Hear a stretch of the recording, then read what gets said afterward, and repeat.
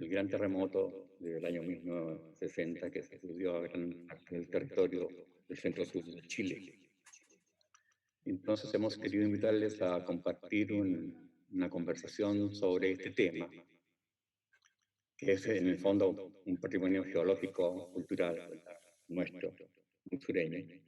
Y para eso hemos invitado a dos muy queridos amigos, ya, representantes de la cultura y la ciencia en la provincia de Yanquihue. El profesor de Historia, Pablo Fábrega, quien saludamos, ¿verdad?, con mucho gusto, y el geólogo Paul Duarte, ¿ya?, con quien compartiremos esta conversación. En primer término, para ir de lo general a lo particular, de un modo más bien holístico. Le quería pedir a Pablo Fábrega que pudiese poner en un contexto de devenir, de historia, de tiempo, el panorama sismológico de nuestro país en términos históricos, cómo han recogido los historiadores, nuestros historiógrafos, estos fenómenos que son recurrentes entre nosotros. Adelante, Pablo, por favor. Mira, es un tema que es parte, yo diría, de la identidad nacional. Esto de los terremotos y maremotos es un tema cíclico que tiene que ver con el espacio que habitamos y que decidimos nosotros quedarnos acá. Y que cuando se constituye la nación chilena, de alguna manera se hereda esa característica, esa capacidad de adaptación a estas grandes emergencias que vivimos permanentemente cada cierto tiempo por desastres naturales y humanos, a veces de distinta índole. Están documentados desde que llegaron los españoles, una sucesión de enormes terremotos y de maremotos que ha obligado a transformaciones bastante radicales en nuestra administración, en nuestra política, en nuestra geografía administrativa incluso. Se me viene a la mente, por ejemplo, no sé, pues Penco. Los habitantes de Concepción se llaman Penco, penquistas, porque en realidad originalmente la ciudad estaba en Penco y frente justamente a un gran maremoto, terremoto, decidieron trasladarla en la época colonial, incluso al emplazamiento que hoy día tiene. Y para nuestra zona, los terremotos y maremotos también han sido bastante recurrentes. Como no contamos, desgraciadamente, con una memoria muy documentada al respecto, uno tiende a pensar que estos terremotos y maremotos no son tan seguidos como uno cree, pero en realidad son parte del ADN, son parte de la identidad de Chile. Y el terremoto del 60, que es lo que nos convoca hoy día, en realidad es, desde el punto de vista de los registros mundiales que hay, es el más importante no solamente para el sur de Chile, sino que para el mundo. Y en esa perspectiva es interesante, a 60 años del terremoto, y agradezco al Molino Magmar eh, que podamos conversar hoy día en un ambiente bastante más relajado y especial desde la casa, estos temas que yo creo que están muy asociados también a la historia familiar, que es importante destacar eso. Yo estoy especializado como historiador en el tema de la historia oral.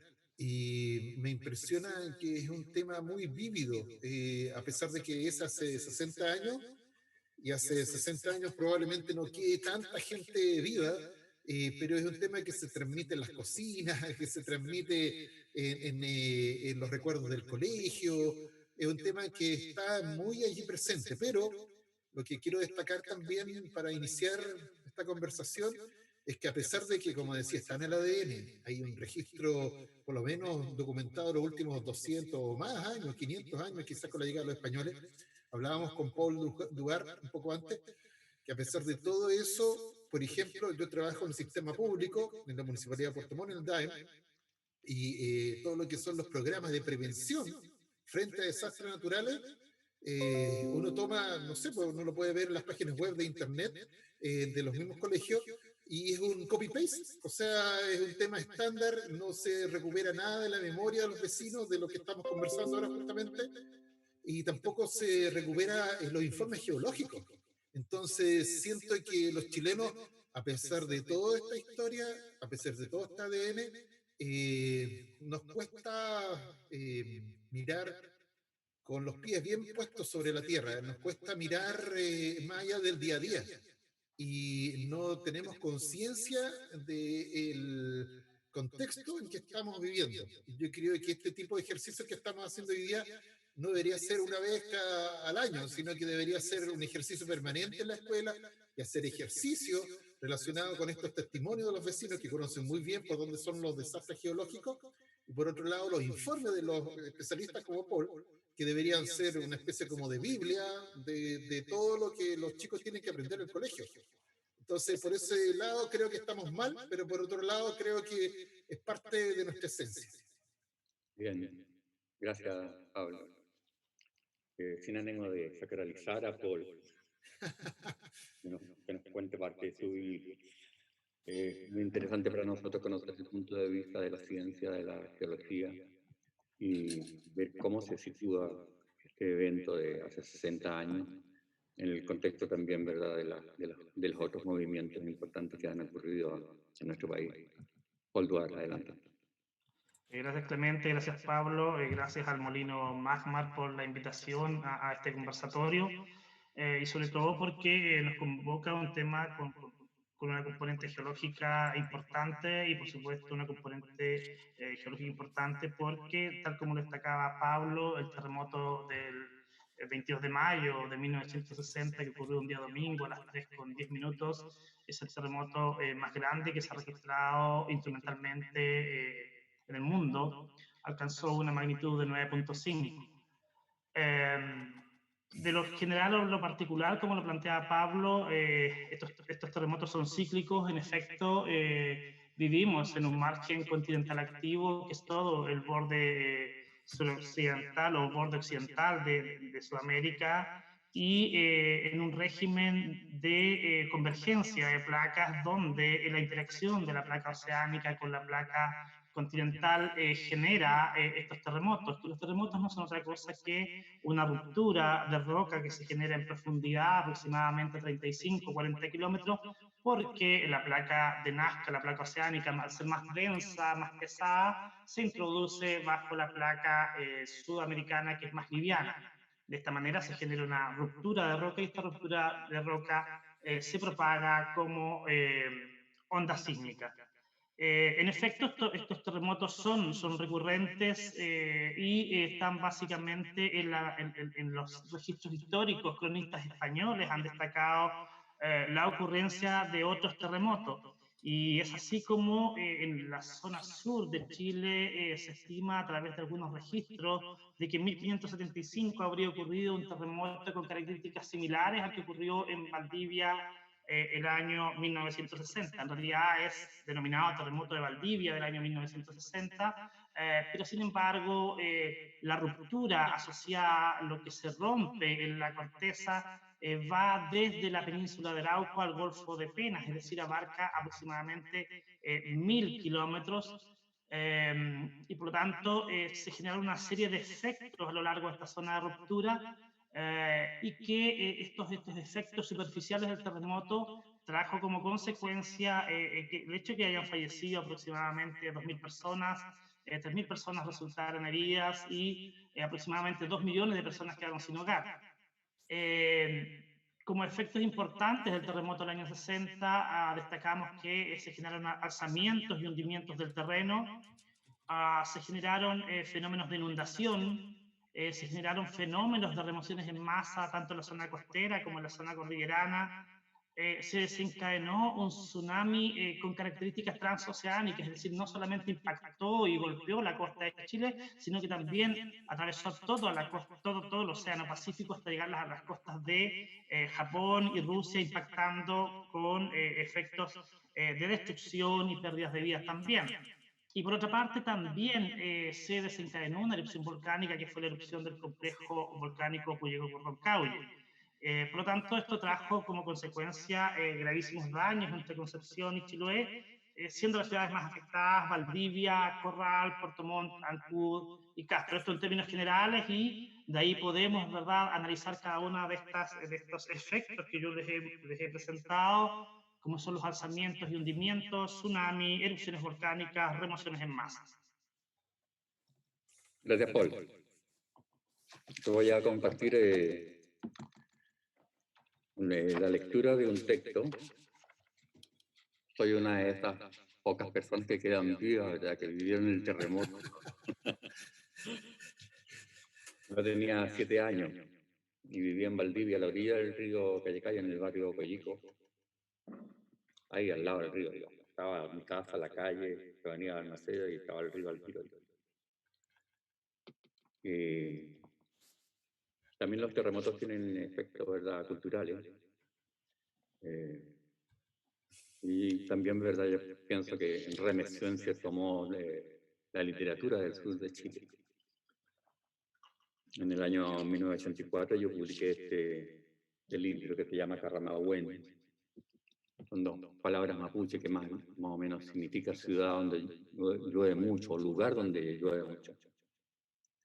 Y una de las partes de este libro está dedicada justamente a registrar mi memoria, es tan importante como lo señala Pablo, en términos históricos. En este sentido, ¿verdad?, este texto es una mezcla entre poesía e historia. Y como trata del terremoto, junta también, por lo tanto, a la geología. Así que con cariño para ustedes dos, ¿verdad?, que me acompañan en esta conversación, esta lectura, y para todos quienes han tenido la posibilidad de ver. Destrucción de Carramahuén. Oh, Carramahuén destruida. ¿Qué fue lo que vieron los que vieron aquel día de mayo cuando se detuvo el Mudai, el Vesperbrot, la merienda? Todos querían alejarse de sus cuerpos. Se oscureció de pronto como una tierra sin dioses. Fue más exigua la vida. El año no pudo parir todos sus soles. Valía tan poco la muerte. No se podía hablar, no se podía oír ni mirar. La muerte era una vida inesperada. Y sobre Carramahuén caían lluvia y chimenea. El río se llevó a los que aún permanecían en pie. El poeta contaba los años con sus dedos y escuchó gritos desgarradores que culpaban al huecufe. Este orgueteaba melancólico entre los escombros, abriendo cajas de zapatos o introduciéndose furtivo en la joyería cerca de la plaza de armas. Yo estaba allí, podía cortarte el aire en rebanadas y vi que el sol dibujado en la superficie del estanque enrojecía y que en el sólido patio de la infancia te dejaba ver un precipicio que no era literario, sino zanja voraz, hoyo pestilente en el corazón del patio por el que se fue nuestro triciclo, y rododendros, y azaleas, y parientes, de entre los míos, los menos veloces. El Padre nos reunió y nos cobijó en el maizal y ordenó: recen. No traten de entender, por el amor de Dios, recen. Después cayó ceniza. La casa se llenó de agua, tuvimos frío, miedo, hambre. Día tras día rezamos y rezamos, pero no llegó el olvido. No rodó de vuelta a casa la silueta amada del triciclo. Carramahuén se incrustó 25 centímetros en la mejilla del planeta y fue más ancho el río y más grave su economía. Para mudar de fortuna bastaba con desalojar los escrúpulos. Algunos hubo que, nacidos para dominar, descendieron de la tragedia a la comedia, y los que sudaron, labraron, edificaron, desposeídos. Demerum, Demerum niederkommen, no me queda nada, de todo lo que me dieron no me queda nada. Demerum, Demerum, alles auslöschen. Gloria para el que tuvo tierra y se les arrebató el agua. Gloria para el que salió a pescar y se quedó sin goleta, su morada. Para el que guió locomotoras y extravió los rieles. Y para el que no pudo huir ni para petarse, al enfermo en su lecho de cáncer, al mapuche en su ladera y al convicto en su ventana. Gloria al Canelos, gloria al Carlos Acerbe, a los hornos grandes de Corral, a la fábrica de zapatos, gloria eterna a los destiladores de aquella cerveza formidable. Todo se vino abajo de una bofetada, como un sueño. Pero salió el sol, y Carramahuén es agradable. Oh Padre Genetien, del otro extremo tiras tú de nuestros lazos. Por eso los hombres se levantan y se quedan toda la tarde amando abejas bajo el ulmo. Por eso la memoria se agiganta panal huyente de vocablos para besar los labios del caído y llenar de avispas sus palabras. Ramagüen enterró sus muertos y levantó sus casas, extrajo los novillos de la grieta, restauró sus puentes y sus luces, inyectó antibióticos, comió carne enlatada, escuchó a Libertad Lamarque cantar sobre un camión en las mulatas, y bajo los rufos, al calor de unas hogueras rudimentarias, continuaron en Carramagüen la vida y sus anhelos. Para ustedes, gracias. Me gustaría que entre ustedes hiciesen una pregunta cada uno respecto de lo que el otro, ¿verdad?, pudo exponer como punto de vista respecto de esto. Pablo a Paul. Sí, yo tengo una pregunta de una investigación que estoy haciendo en estos tiempos de autorrelegaciones en la casa. Un informe para declarar la iglesia de Maullín como monumento nacional. Y tuve el privilegio de revisar completamente el archivo parroquial de esa iglesia. Y me llamó mucho la atención, Paul, que si no me equivoco, en 1926 hubo un terremoto muy grande acá en la zona que provocó harto daño. ¿Tenías registro de este terremoto? O sea, en el fondo la pregunta más que quizás específicamente que en el siglo XX, ¿qué otros movimientos telúricos en la región o en esta zona han sido importantes? Porque siempre tendemos a creer que el del 60 fue como el único, pero en realidad es una seguidilla de mayores o menores movimientos. Bueno, respecto de eso, los antecedentes históricos que manejamos es que un terremoto importante ocurrió aproximadamente en 1870. Ese antecedente que tú me planteas de 1920 no lo tengo registrado yo, por lo menos. Podríamos revisarlo, pero otro terremoto importante ocurrió en el año 1870. Sí. Paul, pregúntale algo a Pablo en relación, ¿verdad?, con tu autorización Sí, histórica. respecto de tu trabajo, Pablo, tú mencionabas que era una parte importante de tu trabajo se encuentra o se relaciona con los testimonios de personas que han vivido ciertos eventos. Conversábamos que tú habías tenido la oportunidad de entrevistar a antiguos ciudadanos de Puerto Montt.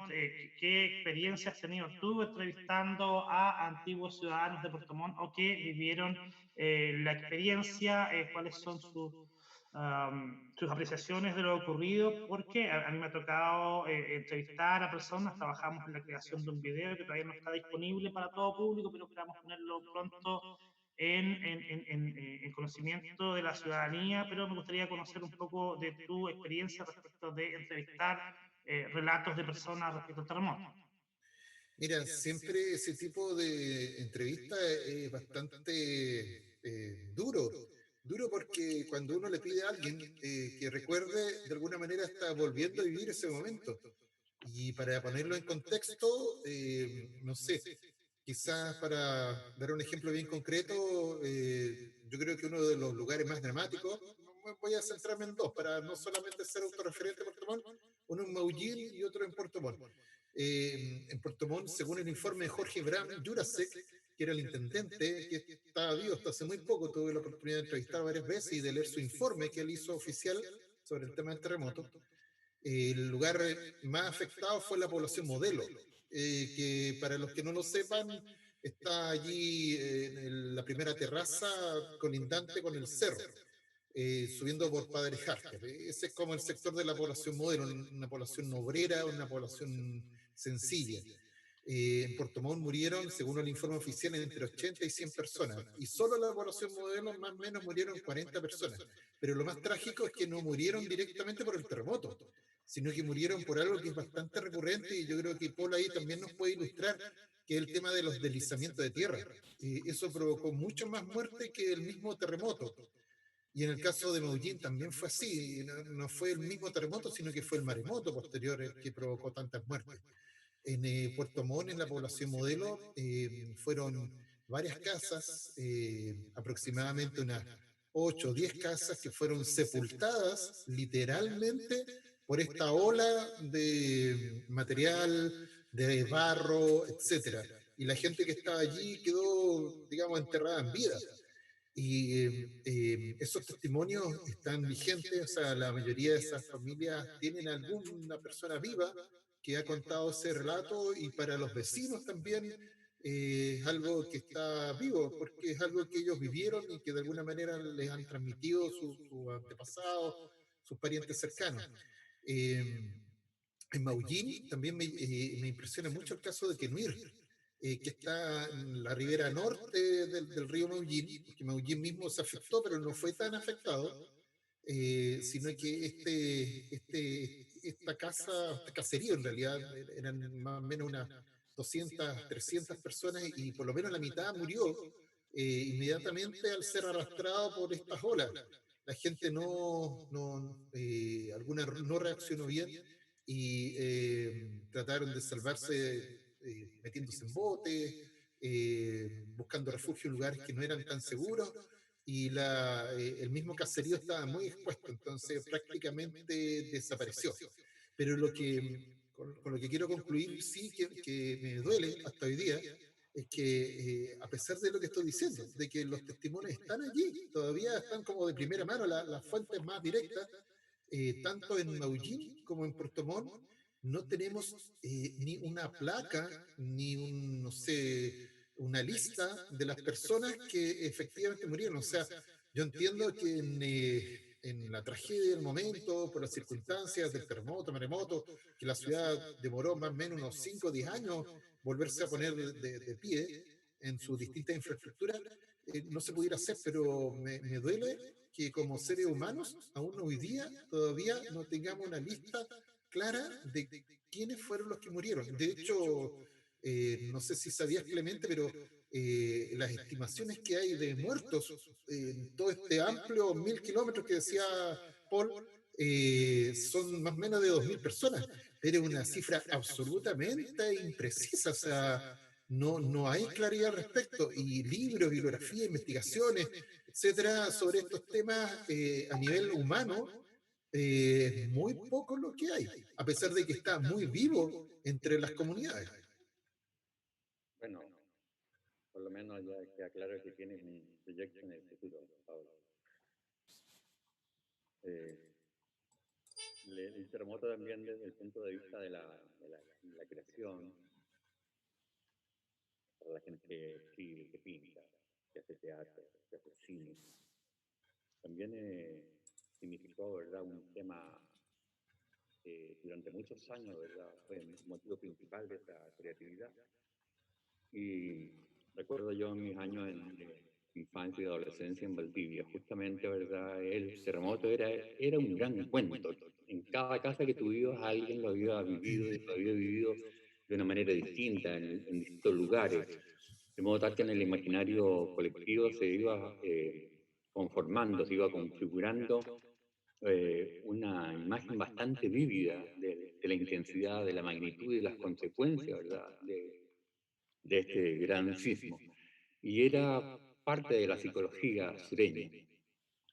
Y por eso, ¿verdad?, muchos artistas con posterioridad tomaron esto como un tema, ¿verdad?, del modo en que yo también lo hice en el texto que eh, pude leer y ustedes tuvieron la gentileza de escucharme. Mi amigo Nelson Chuenque, del grupo Chuenquinilo, también, ¿verdad?, dentro de todo su cancionero, que es bastante extenso, tiene dos temas dedicados a esto. Uno es Valdivia 1960, eh, musicalmente, ¿verdad?, una balada de tipo sinfónico. Y tenía antes otra canción, ¿verdad?, que se llama Acerca del terremoto. Ya te las leo, la letra. Vengo pésimo voz, ¿verdad?, y no tengo oído para cantárselas. Acerca del terremoto de Nelson Choinque. Cuentan que una vez la tierra tembló y que despertó el sueño inicial cuando aún no había nada que temer. Dicen los abuelos que fue como un trueno, que el amanecer nos trajo el dolor, se llevó el sudor de los dulces sueños. Cuentan que la mar llevaba en sí al fin del universo, casas, gentes, aves y otras cosas que nadie recuerda ahora. Yo era muy pequeño para decirle si fue cierto o si fue un sueño. Luego vino el sol, el bosque creció, la madera fue un barco, un portón, una artesa vieja que desde el patio parece hablar. Cerca de los muelles se oía al loco hablar de una historia incierta. Cuenta que una ola lo agarró cuando volvía de la pesca y que lo dejó 3 vigas colgando de un cerro, allá en niebla. El tiempo pasó, pasó sin querer, que vuelve a dormir para despertar. Solo los más viejos duermen con un ojo a medio cerrar. Gracias en nombre de Anel. También puedo proporcionar el derecho de hacerme una pregunta. ¿Cómo ven ustedes, verdad, desde la historia y desde la geología, esta dimensión humana que es la creación artística, la creación literaria? ¿Pablo?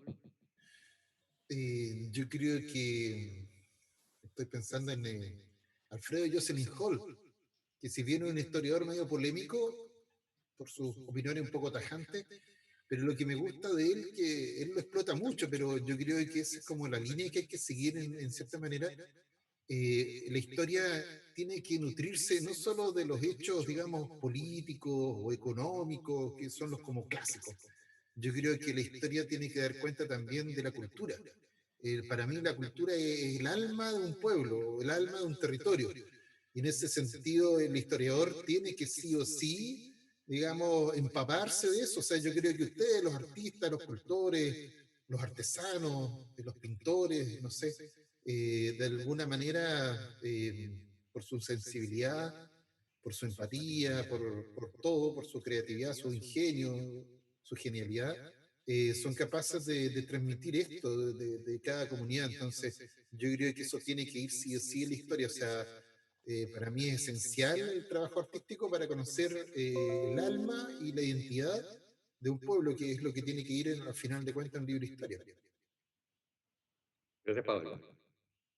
Paul, Sí, mira, desde una perspectiva geológica, los procesos geológicos son atractivos no solamente en la educación, sino que también en el arte. Vemos cómo muchas pinturas o muchos pintores utilizan, por ejemplo, temáticas volcánicas. Los volcanes están siempre presentes en muchas pinturas, en muchas obras. También del mundo de la fotografía, también utiliza bastante el tema de volcanes y de algunos paisajes o componentes geológicos.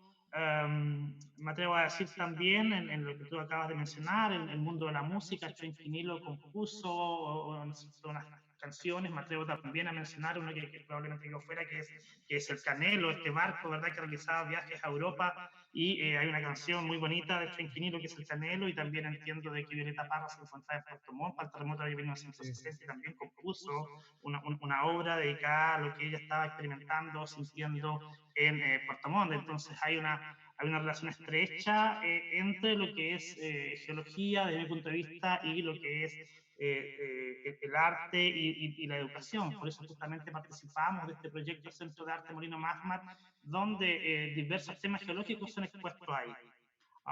Me recuerdo también de que en el relato que acabas tú de hacer, Clemente, hablas de caída de ceniza en todo este contexto, y efectivamente, como yo les mencionaba al principio, ocurrió una erupción volcánica, este evento sísmico 9.5 desencadenó una erupción volcánica en el complejo volcánico Puyehue, Cordón Caulle, a las 38 horas después de ocurrido el terremoto, y por lo tanto se inicia una erupción que dura aproximadamente 2 meses. Entonces, sí, todos estos eventos naturales, por supuesto, tienen un fin educativo, de dar respuesta a lo que la gente probablemente vio, experimentó, y es materia disponible para la creación artística.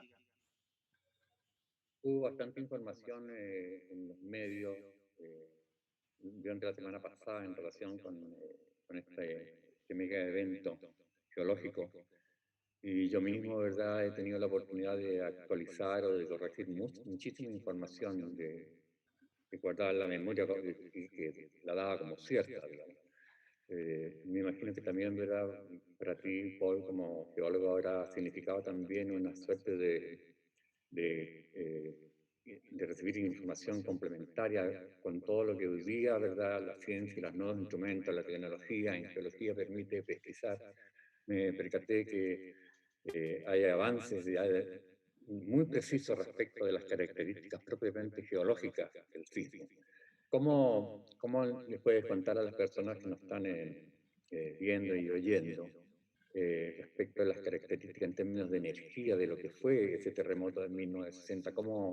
Para que las personas puedan como dimensionar en términos de geológicos, ¿verdad?, en particular.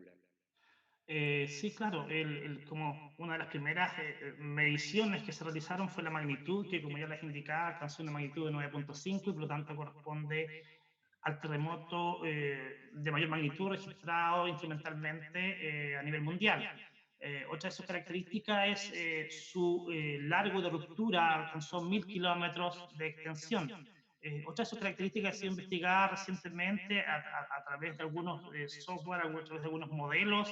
Es posible determinar que este terremoto duró del orden de 5 minutos, es decir, esa gran sacudida duró del orden de 5 minutos, pero las personas que estaban más cercanas al área del terremoto, debido a que esto continuó vibrando, es probable que lo hayan sentido alrededor de 10 minutos. Esa fue la duración, que fue bastante larga, si lo comparamos, por ejemplo, con el terremoto del Maule, ocurrido el año 2010, donde la duración del terremoto fue aproximadamente 3 minutos, entonces esta duración fue gigantesca.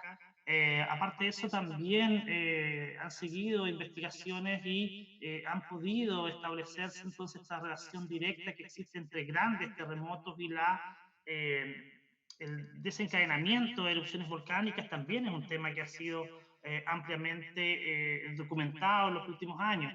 Ocurrieron fenómenos de remoción en masa de gran magnitud, así como la gran gesta que se recuerda en Valdivia de esto que se denomina el riñiguazo, que tiene que ver básicamente con grandes remociones en masa que de alguna manera obturaron el desagüe natural del lago Riñihue, que es el río San Pedro. Ocurrieron 3 remociones en masa bastante grandes, bastante significativas, de extensiones, la más grande de aproximadamente 2 kilómetros por 1 kilómetro, que hizo que el nivel del lago subiera aproximadamente 26 metros en un par de meses.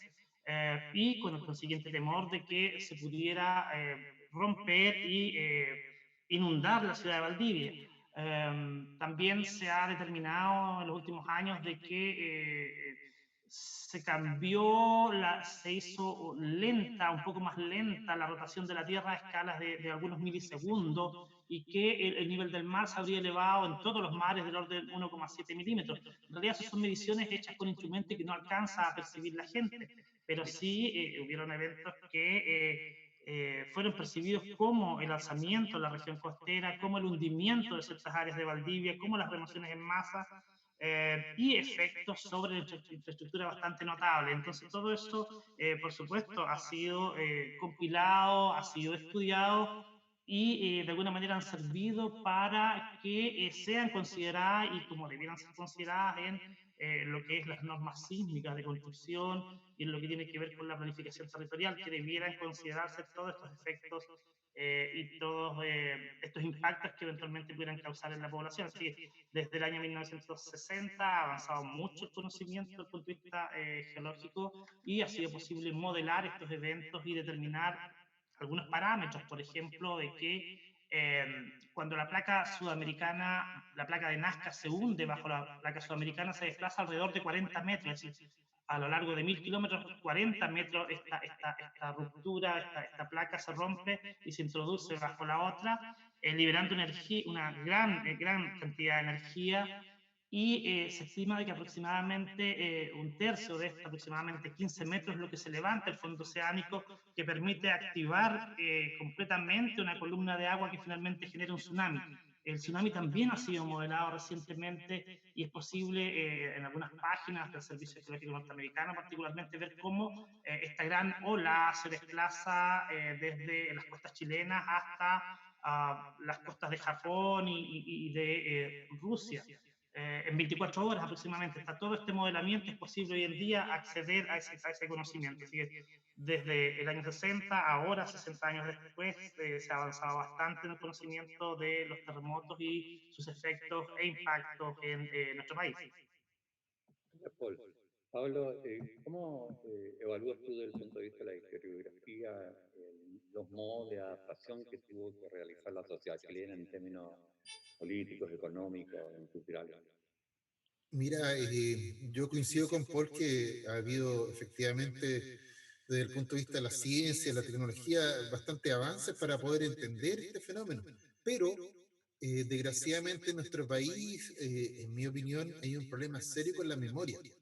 No nos encerramos en ver las cosas solamente en el día a día y la planificación estratégica, la planificación, digamos, de ciudad o de regiones son bastante poco serias, por decirlo derechamente. Em, con Paul hemos conversado de que hay muchos informes geológicos de expertos que llegaron de todas partes del mundo después del terremoto del 60 a esta zona, porque era efectivamente el terremoto más grande que se había registrado. Sin embargo, la inmensa mayoría de estos informes no están disponibles acá, y uno, por lo menos yo he tenido la suerte de leerlo por informes que he conseguido desde el extranjero, de archivos familiares, etcétera. Y lo que me llama más la atención para el caso de Puerto Montt es que los informes todos coinciden en que, para dar el ejemplo, en Puerto Montt hubo a gran diferencia respecto a lo que decía Paul delante, del nivel del terremoto. En la primera, segunda terraza de Puerto Montt, o sea, el centro, Seminario, Barrio Puerto, Lins, etcétera, el terremoto tuvo la intensidad de lo que señalaba Paul, pero en la tercera y la cuarta terraza, o sea, Presidente Ibáñez, La Paloma, Valle Volcán, etcétera, no fue tan fuerte, no fue tan devastador como en la primera o segunda terraza. Y lo que decían todos los informes, y están por escrito, y aparecieron en la prensa en esa época, en los comentarios, es que, por ejemplo, la población modelo no tenía que volver a habilitarse. Nadie podía vivir ahí porque estaba expuesto constantemente a problemas de deslizamiento de agua, y que no debía construirse en altura en la primera ni en la segunda terraza, sino que se recomendaba que se hiciera en la tercera o la cuarta. ¿Qué es lo que hicimos nosotros los puertomontinos? Exactamente lo contrario. Construimos en altura, llenamos de edificios en la primera terraza, y gracias a otro libro que publiqué, el de los libros, por ejemplo, de los bomberos, de los 150 años, tengo testimonio de que el edificio Reloncaví, para los que son puertomontinos saben cuál es, está frente a la COPEC, muy cerca de la Escuela España, frente o cerca de la Plaza de Armas también, el primer edificio en altura. Cuando lo construyeron los bomberos, y yo tengo grabados los testimonios de las personas que colaboraron en eso, el cubo, la base, flotaba, porque toda la primera terraza es un humedal. Y ese es un terreno muy arenoso, muy complicado para construir. Quizás, pues yo no soy experto en construcciones, en los últimos, no sé, por 30, 40 años ha avanzado tanto el tema de la calidad de la construcción que ahora no importa dónde se instalen porque van a resistir más. Pero me llama la atención de que hay una suerte como de poca vinculación entre estos estudios geológicos y la planificación que nosotros hacemos como ciudad.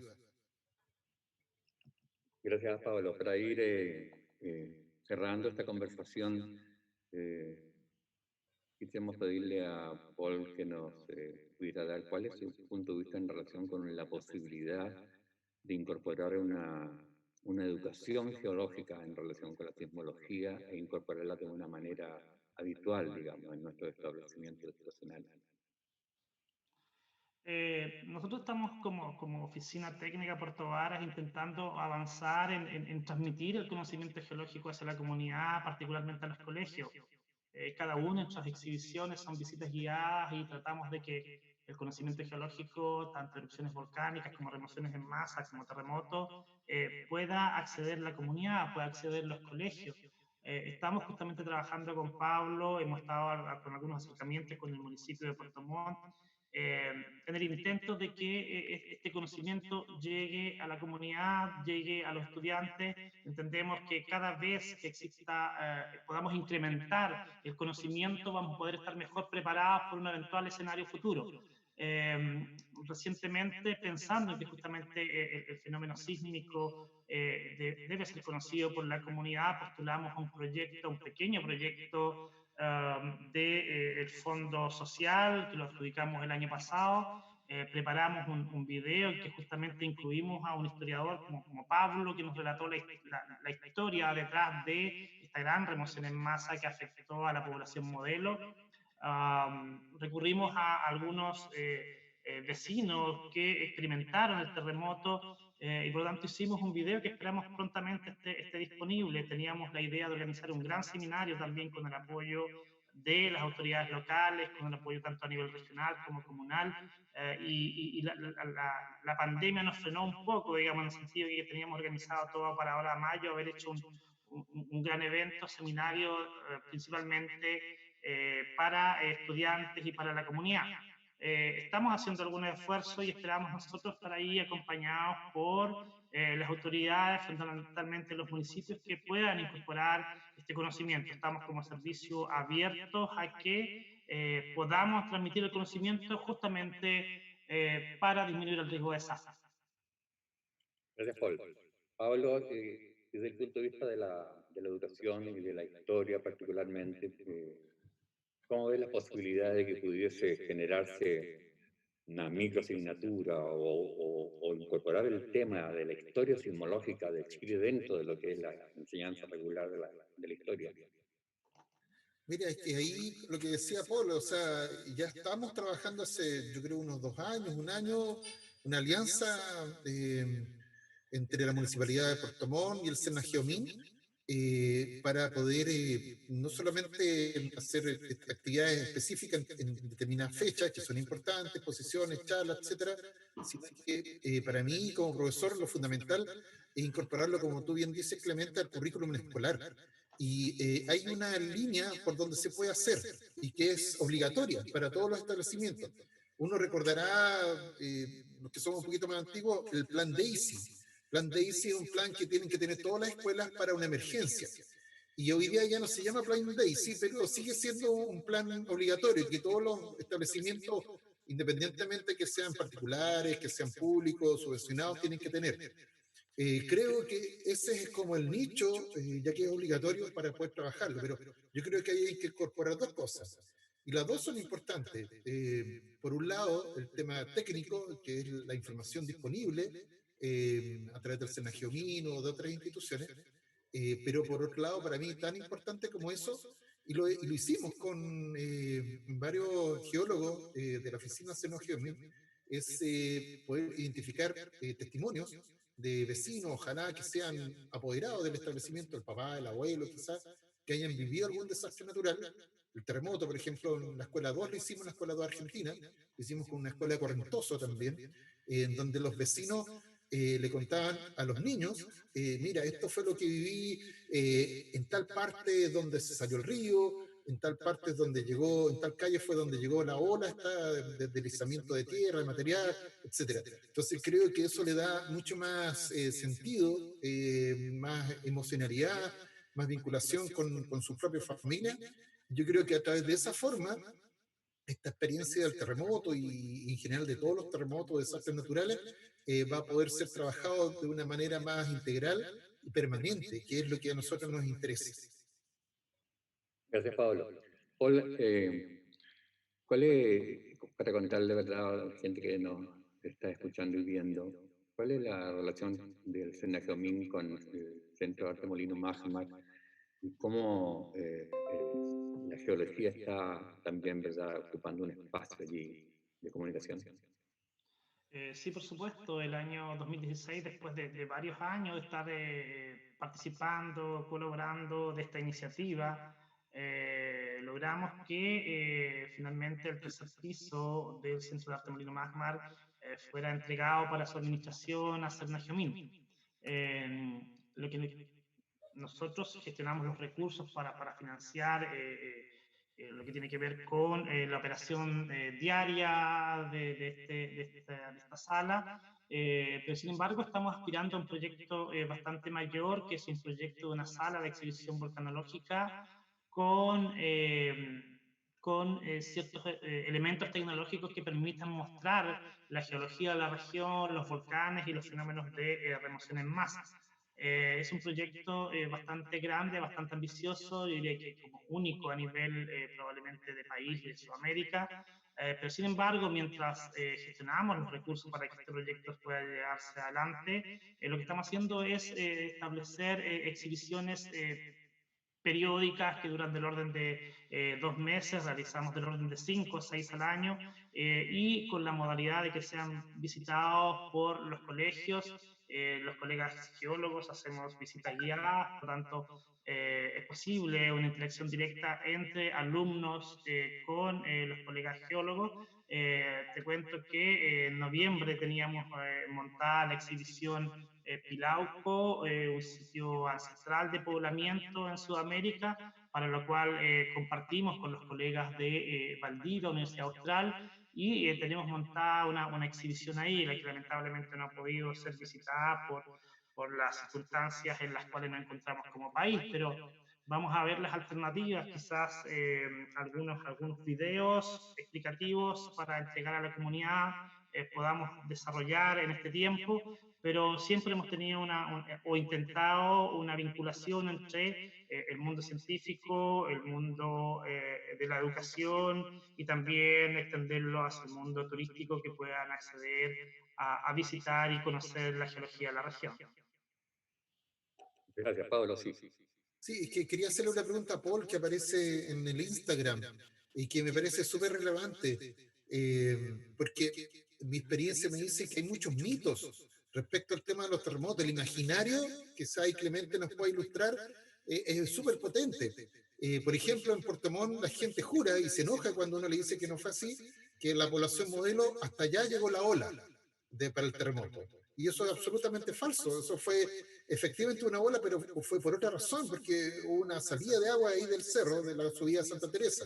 Pero la pregunta que siempre se hace a la gente y se dice es que cada, no sé, por 50 años, Paul, cada 60 años, dicen que es como, o sea, es cíclico, pero como que tiene un periodo específico. Eso, ¿hay algún, no sé, patrón a nivel mundial, quizás no solamente para Chile, respecto a este tema de los tiempos? O sea, ¿podría volver a ocurrir un terremoto de estas dimensiones acá en Puerto Montt? Primero que nada, respondiendo a la primera parte de tu pregunta, efectivamente, digamos, no ocurrió un tsunami en Puerto Montt y no ocurrió un tsunami en el mar interior, digamos. Los efectos del tsunami se dejaron sentir bastante intensos en toda la costa, particularmente Queule, en la costa de Corral, también en Maullín, en Ancud. Pero no ocurrió un tsunami. En efecto, lo que sucedió en la población modelo es que, como ustedes pueden ver, hasta el día de hoy es un lugar donde existe bastante surgencia de agua subterránea, y por lo tanto este movimiento sísmico hizo de que se expulsara agua que se encuentra como agua subterránea. Estamos en la depresión intermedia, donde el subsuelo es arenas y gravas, y por lo tanto entre cada grano de arena existe, por decirlo de alguna manera, una gota de agua que al momento de una solicitación sísmica hace que esa agua sea expulsada. Entonces no corresponde a un tsunami, corresponde a una expulsión de agua producto de este movimiento sísmico. Y respecto de la recurrencia, existen ciertas aproximaciones.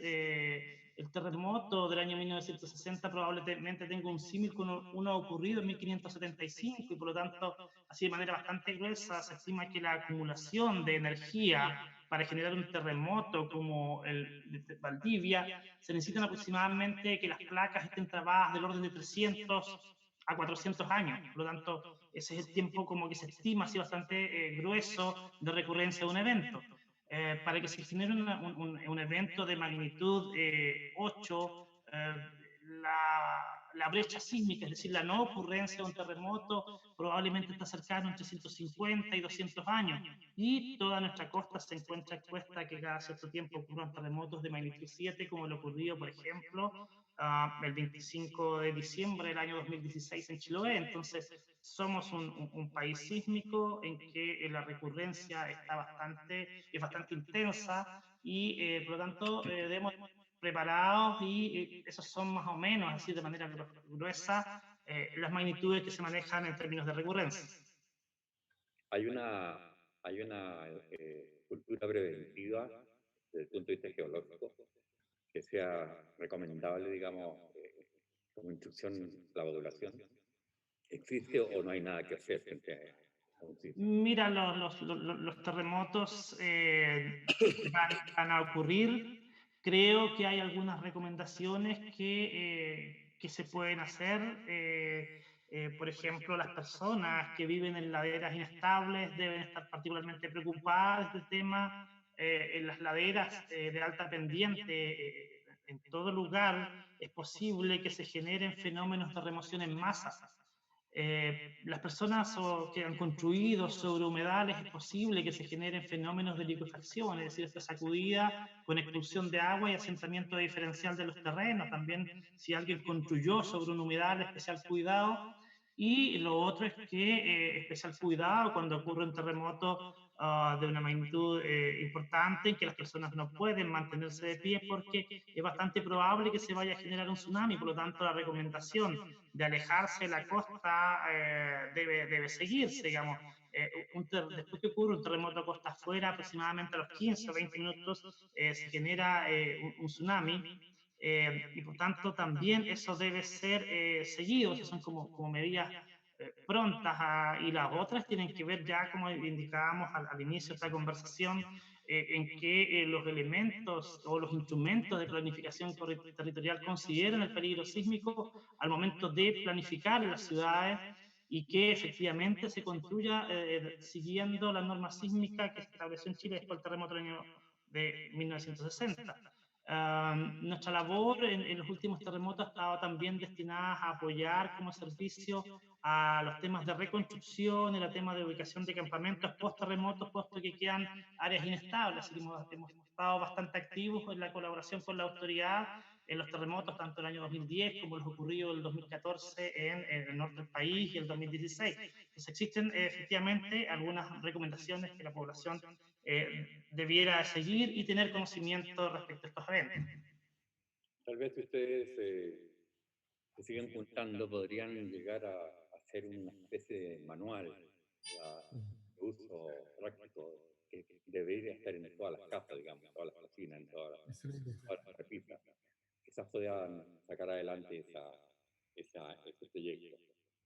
Queremos, ¿verdad?, darle un espacio mínimo para decir algo que no hayan podido decir antes en relación, ¿verdad?, con el tema que nos ha reunido y asociándolo obviamente con lo que estamos viviendo, puesto que lo que mucha gente vivió después de ese terremoto se parece bastante a lo que estamos viviendo ahora, ¿verdad?, en términos de lo que significa el daño económico, en términos de lo que significa restricción de la movilidad.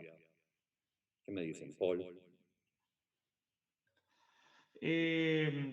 Sí, yo creo que es necesario como país, como centro sur de Chile, con la recurrencia eruptiva, perdón, la recurrencia de eventos sísmicos, estar preparados. Creo que es fundamental la educación, es fundamental de que el mundo científico se acerque al mundo social, a la sociedad, de manera que el conocimiento esté disponible. Yo creo que la disminución de riesgo de desastre, la disminución de pérdidas, la disminución de pérdidas de vidas humanas o pérdidas materiales se relaciona bastante con el hecho de tener conocimientos, de apropiarse de los conocimientos. Las personas deben conocer su territorio, saber dónde se desenvuelven, saber si es que estamos expuestos a una erupción, a un tsunami, a una remoción en masa.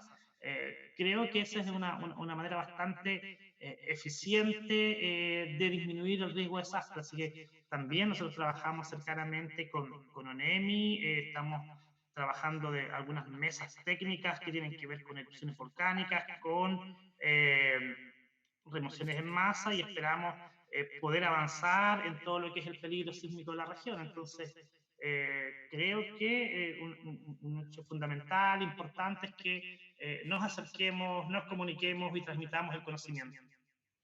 ¿Hablo?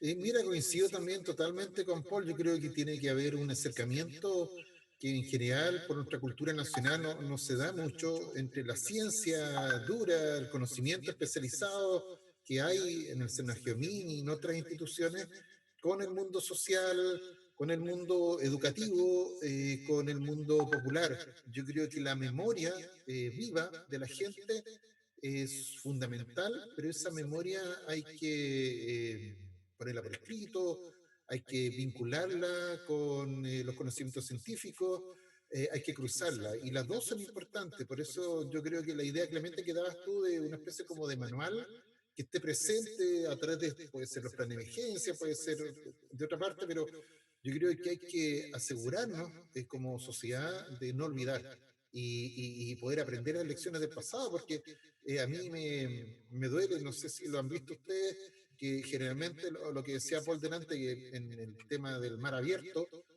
para el año 60 en nuestra región fue un desastre completo, pero resulta que uno hoy día se va a dar una vuelta para allá y las cabañas que se instalan están exactamente en el mismo lugar de donde se fueron llevadas por el maremoto. Entonces, a pesar de que hay regulaciones que muchas veces los mismos municipios prohíben eso, pero en la práctica igual lo hacen. Entonces, creo que hay un tema de aprendizaje que tenemos que buscar alguna forma de lograr que esto traspase el tema científico, traspase la memoria de las cocinas, por decirlo de alguna manera, y seamos capaces de llevarlo a la discusión pública para la planificación de las ciudades, para la planificación de los territorios, para la educación en cada escuela. Muy bien, me ha gustado mucho eso de la memoria de las cocinas. Realmente, ¿verdad? Ahí hay un libro entero, ¿verdad? Para escribir con esas conversaciones. Sí. Centro de Arte Molino Magma, ¿verdad? Junto con Pablo y con Paul, agradecemos a las personas que han tenido la gentileza de poder seguir esta conversación y les invitamos a ir al centro con que queda en la entrada norte de Puerto Vara y tal vez podamos volver a encontrarnos en un espacio de conversación sobre estos temas que hacen parte del patrimonio cultural del sur de Chile. Muchas gracias, amigos. Chao, gracias. Gracias. Chao, Paul. Buenas Chao, noches. Clemente. Gracias al Molino, Magmar.